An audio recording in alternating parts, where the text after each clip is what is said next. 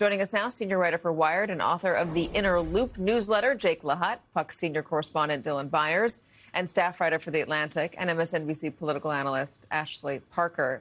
Dylan, bring us up to speed on how that went in Disney's mind yesterday. Well, I think it went well to a degree. I mean, look, as you and I have discussed, Katie, Bob Iger, the CEO of Disney, was caught between a rock and a hard place here.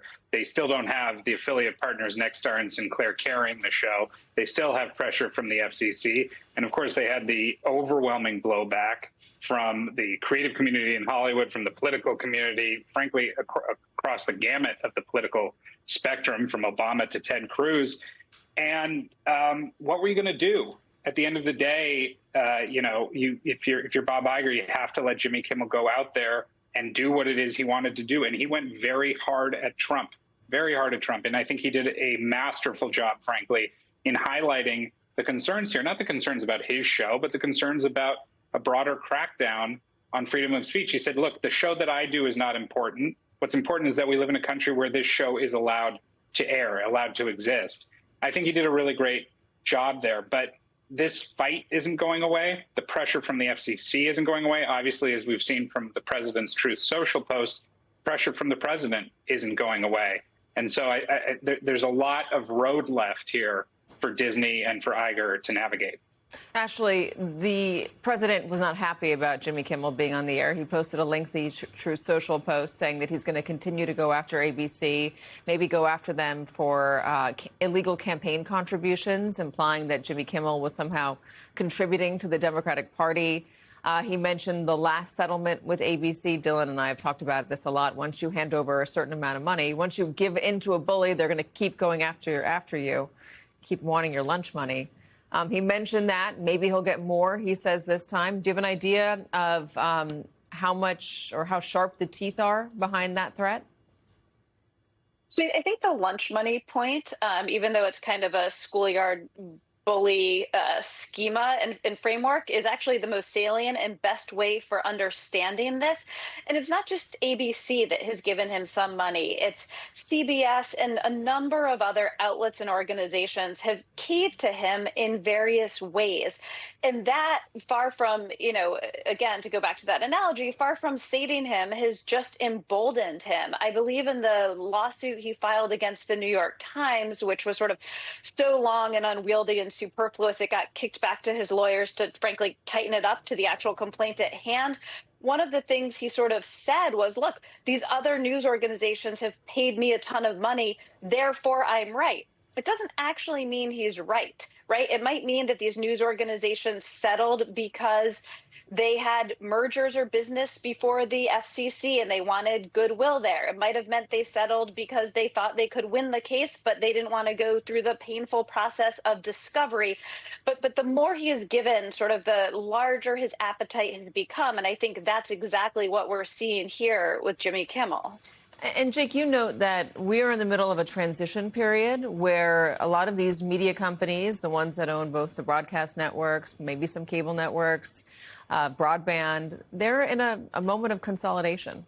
Yeah, and speaking of mergers, I mean, we have this other potential big move happening with the Larry Ellison and his son David Ellison over at Paramount Skydance, where suddenly you're looking at maybe CNN and CBS merging. So we could come out of this administration with what started as an already very consolidated American media landscape to an even more consolidated one in the hands of an even fewer, group, cabal, whatever you want to call it, of people.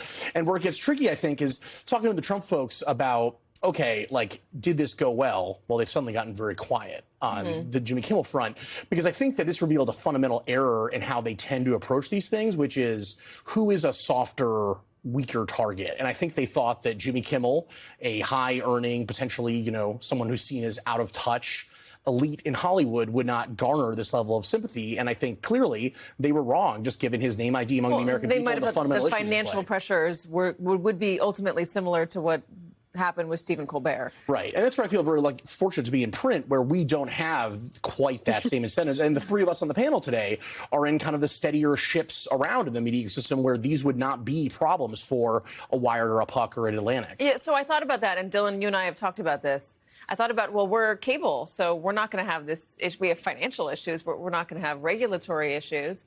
But something Jimmy Kimmel brought up during that monologue is something that I think is worth discussing. If they're going to, try to leverage or strong arm, jawbone, stations and their licenses at the FCC, what's going to stop them from trying to push the boundary and seeing what they can do with broadband? With the people that host cable channels, DirecTVs and Comcast and Verizon's, the people that host not just cable, but also host the internet, and maybe trying to pressure them in some way to either, not allow certain networks or, as Jimmy Kimmel was worried about, stop you from downloading certain podcasts. Well, we've talked about how sort of brazenly transactional this administration is and the sort of carrot and sticks approach that they're using in order to go after the media. And I would say, unfortunately, if you're in the broadcast television business, but fortunately, if you are on other platforms or other aspects of the media business, the FCC's leverage is very narrow. I mean, yes, we're looking at a lot of consolidation in media. Jake's point is right, but it's consolidation in legacy media.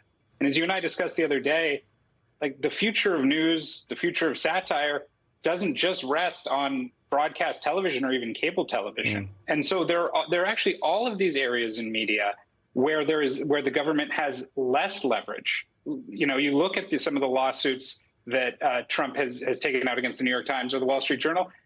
The Murdochs, the Sulzbergers, they're standing up to those lawsuits because they're not quite as vulnerable as major Hollywood companies like Disney and Paramount are. And so you just flash forward and you think, could he go after could a president, a Trump or a future president, go after podcasters? Could they go after YouTube stars? Could they go after TikTok stars? It's conceivable, but they don't have that leverage now in a way that's nearly as meaningful as the leverage that they have with the FCC over broadcast. Yeah, I think one thing to consider, though, is, and we can talk about this another time, is when you're talking about consolidation, who is consolidating and what are their viewpoints and whether they might have a desire financially or politically to put some pressure on, if not what people are saying, then the algorithm, how it's being fed to you. And I think that would affect people on social media, maybe people on YouTube. Doesn't necessarily affect email servers, though, and newsletters, which you guys have.